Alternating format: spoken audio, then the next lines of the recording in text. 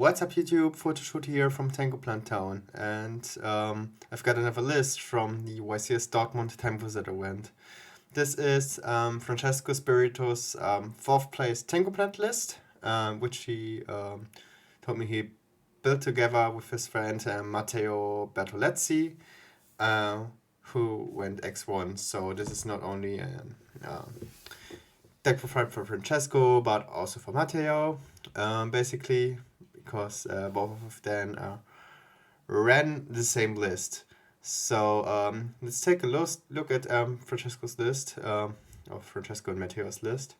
They built the deck to beat the mirror, so they expected a lot of Tengu plants. That's why they played the triple effect Vela, triple maxi, and probably the double Chaos as well. It looks pretty much like a standard Tengu plant list, besides maxing out on both hand traps. Like the tour guides, the Tengus are pretty standard. Some people tend to run just one Chaos. We know Billy played 2 in his Columbus list, which also had Darkwood just released. So yeah, he still decided to run, even without Darkwood in the tournament, he decided to run the double Chaos, and the rest pretty standard trap lineup. Like no dust shoot in the main deck, which is kind of interesting. Besides that, you got a couple of staples. I mean, it's the cool thing about this deck. You're basically playing a good cards deck, like a good stuff deck, where you have some room to play some tags. Some people try to play the Prison, which we see in Francesco's side deck. So the side deck is a bit more interesting. We got 2 bottomless, which is probably for going first, like and stuff like TGs. He played the 3rd copy of MST in this side, 2 are already in the main deck, and double Dust Tornado. So he's going hard in the back row hate.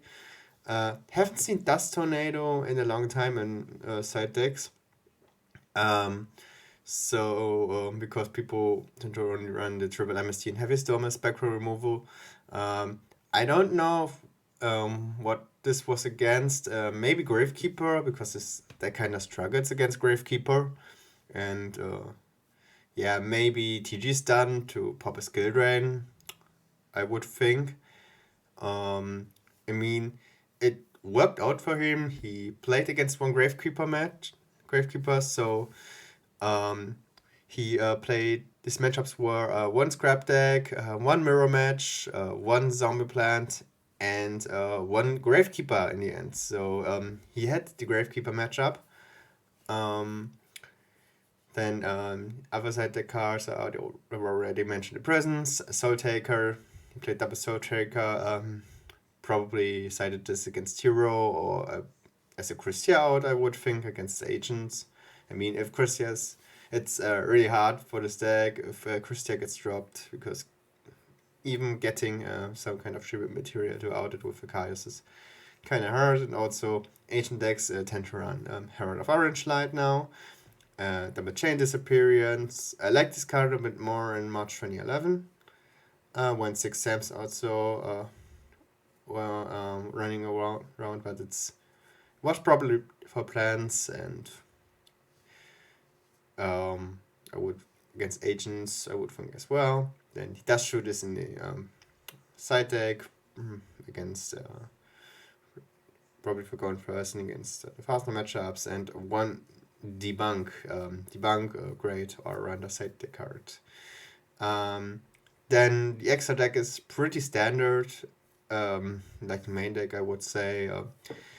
That's the thing about the extra deck of plants. I mean, the only thing I see people playing differently is the Steers from Roach spot. Everything else is pretty much set in stone.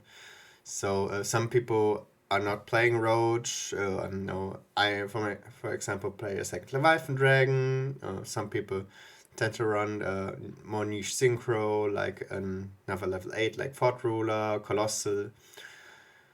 Or maybe something more spicy, like an Ancient Sacred Wyvern, or even Arcanite Magician, but yeah, pretty standard extra deck. I mean, Roach is still fine. It's a good card against the Agent matchup.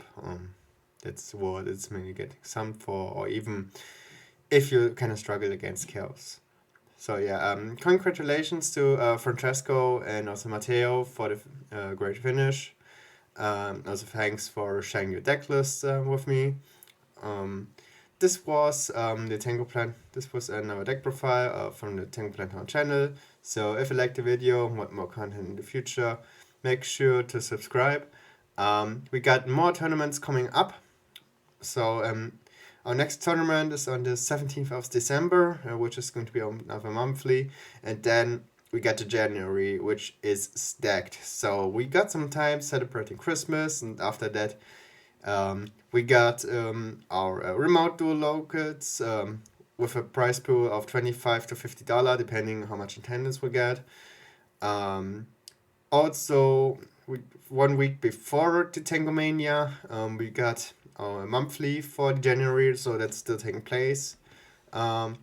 Even with Tangomania 3 in the which is taking place on the 21st of January. And then yeah, we got the big third edition of our tournament series, Tangomania, with a $200 prize pool. So if maybe we will see some of the people that top tier in Dortmund, because this format is growing a lot. I mean, 92 players in Dortmund, which is insane, in my opinion, even if you consider it's a YCS where you got a lot of people dropping out of the main event.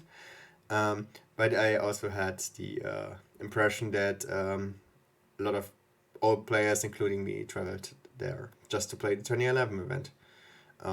So this was it for the Dragon Town channel. Until then, see you soon and goodbye.